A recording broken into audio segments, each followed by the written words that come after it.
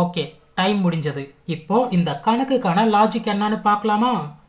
First நம்பரை 2 முறை எழுதி கூட்டிக்கிட்டு அதோட 1 கூட்டிக்கிட்டா பக்கத்தில் இருக்கிற இந்த நம்பர் பதிலாக வந்துடுது.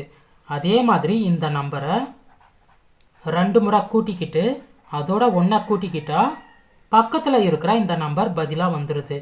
அதே மாதிரி இந்த நம்பரை 2 முறை கூட்டிக்கிட்டு அதோட 1 கூட்டிக்கிட்டா இந்த நம்பர் பதிலாக வந்துடுது. அதே மாதிரி இதையும் 2 முறை கூட்டிக்கிட்டு அதோட 1 கூட்டிக்கிட்டா பக்கத்தில் இருக்கிற இந்த நம்பர் பதிலாக வந்துடுது. அவ்வளோதாங்க லாஜிக். இப்போ இந்த லாஜிக்கை யூஸ் பண்ணி இதுக்கு அடுத்து என்ன நம்பர் பதிலாக வருதுன்னு பார்க்கலாமா? 95 2 முறை கூட்டிக்கலாம். கூட்ட என்ன வரும்? 190 வரும். அதோட 1 கூட்ட 191. அவ்வளோதான் ஆன்சர். எவ்வளோ ஈஸியாக கண்டுபிடிச்சாச்சு பாருங்க. அப்போ இந்த கணக்கிற்கு உண்டான பதில் என்ன? Option B. இது டிஎன்பிஎஸ்சியில் கேட்ட கணக்கு. சரி, அடுத்த கணக்கு பார்க்கலாமா?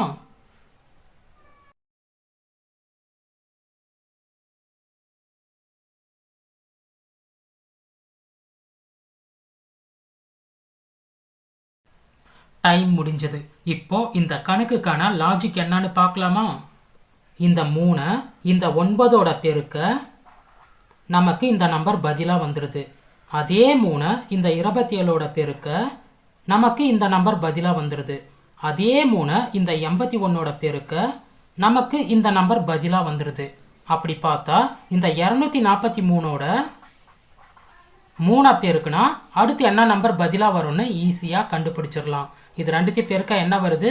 729. இப்போ இந்த 729 ஆப்ஷனில் எங்கே இருக்குன்னு பாருங்க. அதுவும் கீழே தான் பார்க்கணும், இந்த இடத்துல பார்க்கணும். சரியா? கீழே எங்கே இருக்குன்னு பாருங்க, இங்கே இருக்கு. அப்போ இந்த கணக்கிற்கு உண்டான பதில் ஆப்ஷன் சி. 17 வகுத்தல் 729 தான் இந்த கணக்கிற்கு உண்டான பதில். அவ்வளோதான் ஆன்சர். எவ்வளோ ஈஸியாக கண்டுபிடிச்சாச்சு பாருங்க. இதுவும் டிஎன்பிஎஸ்சியில் கேட்ட கணக்கு. அடுத்த கணக்கு பார்க்கலாமா?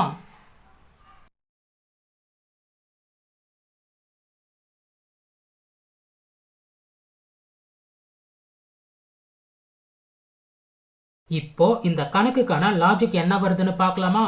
ஒன்றுமே இல்லை. நீங்க முதல்ல கண்டுபிடிக்க வேண்டியது இரு எண்களுக்கு இடையே உள்ள வித்தியாசம். 6க்கும் 7க்கும் இடையே உள்ள வித்தியாசம் என்ன வருதுன்னு பாருங்க. 1 வருது.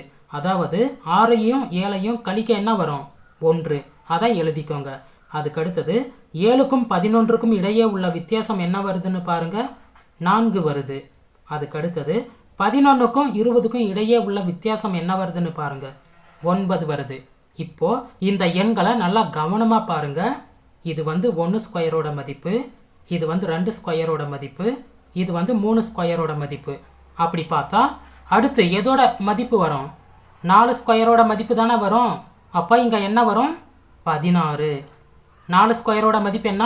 16. இப்போ இது 2த்தையும் கூட்டிக்கிட்டா போதும். அடுத்து என்ன நம்பர் பதிலாக வரும்னு ஈஸியாக கண்டுபிடிச்சிடலாம். 20ஐயும் 16ஐயும் கூட்ட என்ன வருது? 36. அவ்வளோதான் ஆன்சர்.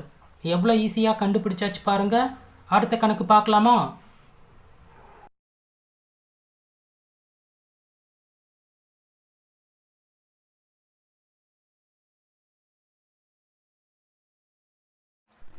இப்போ இந்த கணக்குக்கான லாஜிக் என்னன்னு பார்க்கலாமா? இந்த 1ஓட 1 பெருக்கிக்கிட்டு அதே 1ஆல கூட்டிக்கிட்டா பக்கத்தில் இருக்கிற இந்த நம்பர் பதிலாக வந்துடுது. அதே மாதிரி இந்த 2ஓட 2 பெருக்கிக்கிட்டு அதே 2ஆல கூட்டிக்கிட்டா பக்கத்தில் இருக்கிற இந்த நம்பர் பதிலாக வந்துடுது. அதே மாதிரி இந்த 6ஓட 3 பெருக்கிக்கிட்டு அதே 6ஆல கூட்டிக்கிட்டா பக்கத்தில் இருக்கிற இந்த நம்பர் பதிலாக வந்துடுது. அதே மாதிரி இந்த 24ஓட 4 பெருக்கிக்கிட்டு அதே 24 கூட்டிக்கிட்டா பக்கத்தில் இருக்கிற இந்த நம்பர் பதிலாக வந்துடுது. அவ்வளோதாங்க லாஜிக். இப்போ இதே லாஜிக்கை யூஸ் பண்ணி பக்கத்தில் என்ன நம்பர் பதிலாக வரும்னு பார்க்கலாமா? இந்த 120ஓட என்ன நம்பர் பெருக்கிக்கணும்? 1 2 3 4ன்னு வரிசையாக வந்திருக்கு. அப்போ இங்கே 5ஆல் பெருக்கிக்கணும். ஓகேவா? அதுக்கு அடுத்தது அதே 120 கூட்டிக்கணும். கூட்ட என்ன வருதோ அதுவே நமக்கு தேவையான பதில் 720. அவ்வளோதான் ஆன்சர். எவ்வளோ ஈஸியாக கண்டுபிடிச்சாச்சு பாருங்க.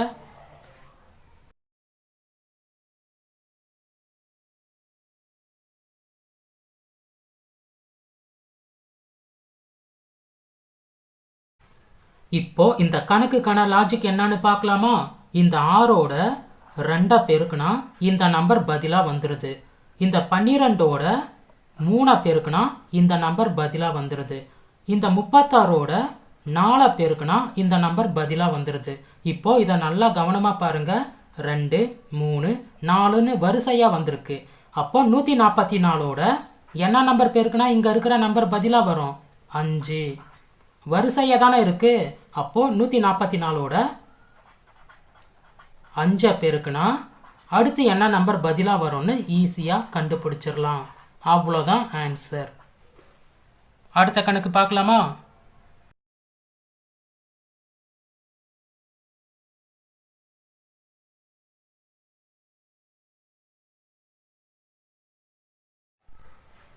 இப்போ இந்த கணக்குக்கான லாஜிக் என்னன்னு பார்க்கலாமா? இரு எண்களுக்கு இடையே உள்ள வித்தியாசம் 10 20 30ன்னு வருது. சரியா? இதுவும் வரிசையா வந்திருக்கு. அப்படி பார்த்தா இதுக்கு அடுத்து என்ன வரும்? 40 வரும். அப்போ இது ரெண்டுத்தையும் கூட்டினா போதும் 72க்கு அடுத்து என்ன நம்பர் பதிலாக வரும்னு ஈஸியாக கண்டுபிடிச்சிடலாம். 72ஐயும் 40ஐயும் கூட்ட என்ன வருது? 112 வருதா?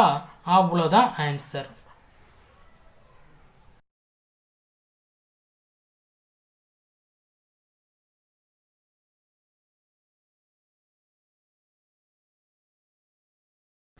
இந்த கணக்கை பாருங்க. இரு எண்களுக்கு இடையே உள்ள வித்தியாசம் 2 3 5 7 11ன்னு பகா எண்களின் வரிசை மாறாமல் வந்திருக்கு.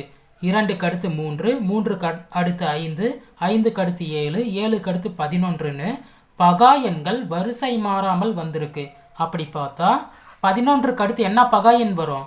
13. அவ்வளோதாங்க. இப்போ இது ரெண்டுத்தையும் கூட்டிக்கினா போதும் அடுத்து என்ன நம்பர் பதிலாக வரும்னு ஈஸியாக கண்டுபிடிச்சிடலாம். இது ரெண்டுத்தையும் கூட்ட என்ன வருது? 48. அவ்வளோதான் ஆன்சர்.